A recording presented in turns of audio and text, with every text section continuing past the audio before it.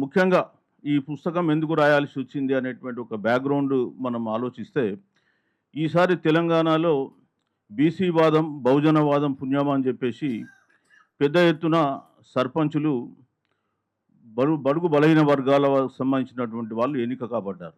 అందులో కొద్దిమందికి ఈవెన్ చదవడం, రాయడం కూడా తెలిసి ఉండకపోవచ్చు. కానీ ఇవాళ జనరల్ స్థానాలలో అంటే జనరల్‌గా రిజర్వ్ అయినటువంటి 5,600 స్థానాలలో సుమారు 3,600 స్థానాలు బీసీలు గెలుచుకోవడం జరిగింది. బహుజనులు గెలుచుకున్నారు. కాబట్టి పెద్ద ఎత్తున బహుజనులు ఇవాళ ఉన్నారు. ఓసీలను కేవలం 14% రిస్ట్రిక్షన్ చేయడం జరిగింది. 86% జనాభా తెలంగాణ రాష్ట్రంలో 86% జనాభా బీసీ, ఎస్సీ, ఎస్టీలది ఉంది. మొన్న జరిపినటువంటి కులగణన ప్రకారం కూడా 86% జనాభా బీసీ, ఎస్సీ, ఎస్టీలకు ఉంది. సో 86%కు 86% ఈరోజు బీసీ, ఎస్సీ, ఎస్టీలు తమ జనాభా దామాషా ప్రకారం ఈరోజు సర్పంచ్ పదవుల్ని సంపాదించుకోవడం జరిగింది. అది సంతోషకరమైన విషయం. మరి ఇంత పెద్ద ఎత్తున బీసీ, ఎస్సీ, ఎస్టీలు వచ్చినప్పుడు మరి పరిపాలన వాళ్ళకు అనుభవం తక్కువ కాబట్టి వాళ్లకు ఆ ఇంగ్లీష్ పుస్తకాలు తీసుకొని చదవాలంటే కష్టమైద్ది. తర్వాత కొన్ని ఇంగ్లీష్‌ను తెలుగులోకి తర్జుమా చేసినా వాళ్ళు యాజ్ ఇట్ ఈజ్‌గా ట్రాన్స్‌లేట్ చేయడంతో కూడా దాన్ని అర్థం చేసుకోవడం ఇబ్బంది అవుతుంది. సో అందుకొరకే సింపుల్‌గా ఎక్కువ పేజీలు లేకుండా కేవలం 24 పేజీలతోటి ఈ పుస్తకాన్ని విడుదల చేయడం జరుగుతూ ఉంది.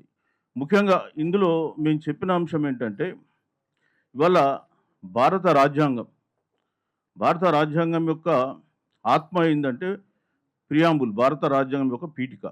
అది భారత రాజ్యాంగం యొక్క ఆత్మ. ఆ ఆత్మ ఏం చెప్తుంది? దేశంలో అందరూ సమానులే. సామాజిక న్యాయం, ఆర్థిక న్యాయం అందరికీ అందాలి. రాజకీయ న్యాయం, సామాజిక, రాజకీయ, ఆర్థిక న్యాయం అందరికీ అందాలి. అదేవిధంగా ఈ దేశంలో నిరుపేదలు ఉండకూడదు. ఈ దేశం సంక్షేమ రాజ్యం, సంక్షేమ పథకాలు అమలు చేయాలి. మరి ఇవన్నీ అమలు చేయాలంటే గ్రాస్ రూట్ లెవెల్లో ఎవరు అమలు చేస్తారు? సర్పంచ్ మాత్రమే గ్రాస్ రూట్ లెవెల్లో అమలు చేసేటువంటి వ్యక్తి. మరి అతనికి ఈ భారత రాజ్యాంగం యొక్క ఆత్మను పరిచయం చేసి అతను ఈ సంక్షేమ పథకాలు, అభివృద్ధి పథకాలు సక్రమంగా అమలు చేయాలనే ఉద్దేశంతో సర్పంచులకు ఉన్నటువంటి బాధ్యతలేంటి, విధులేంటి, వాళ్ళు ఏ విధంగా నిర్వర్తించాలి, చట్టం ఏం చెప్తుంది, చట్టాన్ని మనం ఉల్లంఘిస్తే మనపైన ఎట్లాంటి చర్యలు ఉంటాయి అనేటువంటి విషయాన్ని ఈ పుస్తకంలో తెలియజేయడం జరిగింది. ఒక సర్పంచ్‌కు సంబంధించినటువంటి విధులు, నిధులే కాకుండా ఉప సర్పంచ్, అదేవిధంగా వార్డు మెంబర్లకు సంబంధించినటువంటి అంశాలపైన కూడా క్లుప్తంగా రాయడం జరిగింది. ముఖ్యంగా ఏందంటే చాలా సందర్భాల్లో మన దగ్గరకు వచ్చి అంటే లేడీస్ ఉంటారు, ముఖ్యంగా ఉమెన్. ఈ ఉమెన్‌కు ఆధిపత్య కులాల వాళ్ళు వచ్చి మాయ మాటలు చెప్పి చెక్కు మీద సంతకాలు పెట్టుకొని తీసుకొని పోతుంటారు. సో మేము అది కూడా క్లియర్‌గా రాసినాం. బాబు, ఖాళీ చెక్కు ఎట్టి పరిస్థితుల్లో సంతకం పెట్టకు. చెక్కు సంతకం పెట్టేటప్పుడు అంకెల్లో కానీ, అదేవిధంగా వర్డ్స్‌లో ఉంటే ఫిగర్స్ అండ్ వర్డ్స్‌లో కరెక్ట్ ఉందా లేదా చూసుకోవాలని చెప్పి స్పష్టంగా చెప్పినాం. అదేవిధంగా చాలా సందర్భాల్లో పంచాయతీ కార్యదర్శులు కూడా వీళ్ళని మిస్‌లీడ్ చేయడానికి అవకాశం ఉంటుంది. కాబట్టి పంచాయతీ కార్యదర్శులకు కూడా డ్యూటీలేంటి, వాళ్ళు ఎందులో ఏలు పెట్టాలో, ఎందులో ఏలు పెట్టకూడదు అనే విషయం కూడా చెప్పడం జరిగింది. మేము ఈ పుస్తకంలో సర్పంచులు చేయకూడని పనులేంటి, చేయాల్సిన పనులేంటి కూడా ఇక్కడ స్పష్టంగా చెప్పినాం. మేము ఇక్కడ ఈ పుస్తకంలో కూడా ఇంకో విషయం ఏంటంటే, గ్రామ సభ అనేది చాలా ఇంపార్టెంట్. రాజ్యాంగ సవరణ ప్రకారం 73వ రాజ్యాంగ సవరణ. ఈ గ్రామ సభ గ్రామ స్థాయిలో పనిచేస్తున్నటువంటి అందరి అధికారుల యొక్క అధికారాలను, వాళ్ళ విధులను సమీక్షించవచ్చు. చాలామందికి తెలియదు. స్కూల్లో ఉండేటువంటి హెడ్ మాస్టర్ను కూడా పిలిపించి గ్రామ సభ నిలదీయవచ్చు, సమీక్షించవచ్చు వాళ్ళ పనులు. ఆ పనులు ఎవరెవరు గ్రామ సభకు పిలిపించాలి, వాళ్ళని ఎట్లా సమీక్షించాలనే అంశం కూడా ఇందులో రాయడం జరిగింది.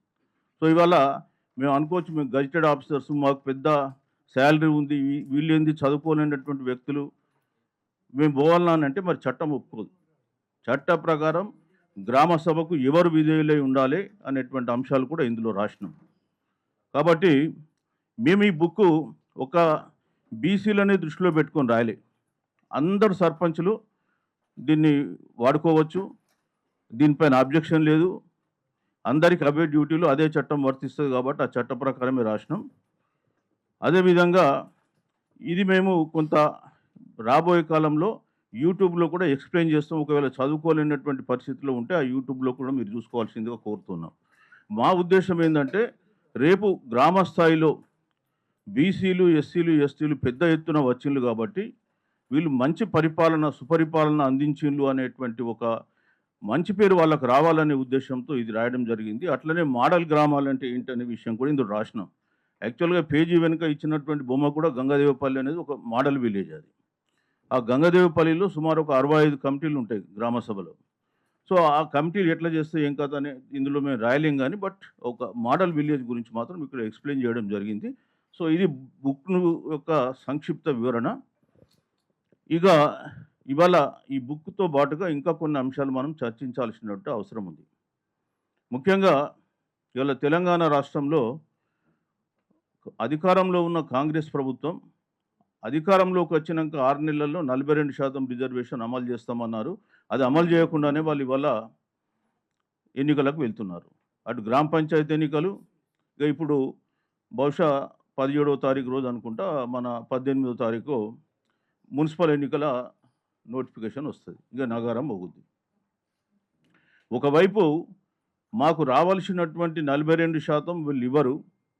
ఇంకోవైపు రాజకీయంగా ఇస్తామని చెప్పి కూడా అది కూడా ఇవ్వరు. ఆ విషయాలు మా ప్రజలు గుర్తించిండ్రు. మేము అందుకే ఇప్పుడు జిల్లాలలో సామాజిక న్యాయ సభలను జరుపుతున్నాం. నిన్న మొన్న పాలమూరులో కూడా జరిపినాం. ఈ సందర్భంగా మన రాష్ట్రంలో కూడా కొంత బలపడుతున్నటువంటి బీసీ, ఎస్సీ, ఎస్టీ ఉద్యమాలను బలహీనపరచాలని చెప్పి కొంతమంది అగ్రవర్ణ వాళ్ళు లేదా ఆధిపత్య కులాల వాళ్ళు కూడా ఒక కొత్త ఉద్యమం తీసుకొస్తున్నారు. కొత్త ఉద్యమం తీసుకొచ్చి ఈ మధ్యకాలంలో ఒక సింహగర్జన అనే పేరుతోటి కొంత ఒక వాదన తీసుకొచ్చిండ్రు ముంగట. సో, మనం కొంత దాన్ని ఎక్స్‌ప్లెయిన్ చేయాల్సిన అవసరం ఉంది. బాధ్యత మనకు.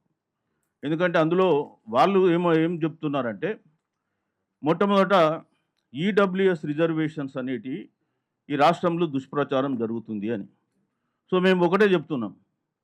ఈడబ్ల్యూఎస్ రిజర్వేషన్ల పైన కొంత ఎక్స్‌ప్లనేషన్ ఇవ్వాల్సినటువంటి బాధ్యత మాకుంది. ఎందుకంటే గత 1½ ఇయర్ నుంచి ఈడబ్ల్యూఎస్ గురించి మేము నిరాటంకంగా మాట్లాడుతూ ఉన్నాం. ఎక్కడ పోయినా ఏ విధంగా ఈడబ్ల్యూఎస్ రిజర్వేషన్స్ వచ్చినాయి, ఈడబ్ల్యూఎస్ రిజర్వేషన్స్ రావడం వలన బహుజనులకు సంబంధించిన పోస్టులు వాళ్ళు ఏ విధంగా తన్నుకుపోతున్నారు అనే విషయం గురించి మేము చెప్తున్నాం. సో, దానివల్ల మాకు జరుగుతున్న అన్యాయం గురించి కూడా మాట్లాడుతున్నాం. సో, అందుకే ఈడబ్ల్యూఎస్ రిజర్వేషన్ పైన నేను ఒక 5 to 6 మినిట్స్ దాన్ని ఎక్స్‌ప్లెయిన్ చేస్తాను యాక్చువల్లీ. ఇవాళ భారతదేశంలో ఎస్సీ, ఎస్టీలకు మొదటి నుంచి కూడా అంబేద్కర్ గారి పుణ్యమా రాజ్యాంగ రక్షణలు ఉన్నాయి. వాళ్ళకు జనాభా దామాషా ప్రకారం విద్య, ఉద్యోగాలు, రాజకీయాలు, స్థానిక సంస్థలు అన్నిట్లో కూడా జనాభా దామాషా ప్రకారం రిజర్వేషన్లు ఉన్నాయి.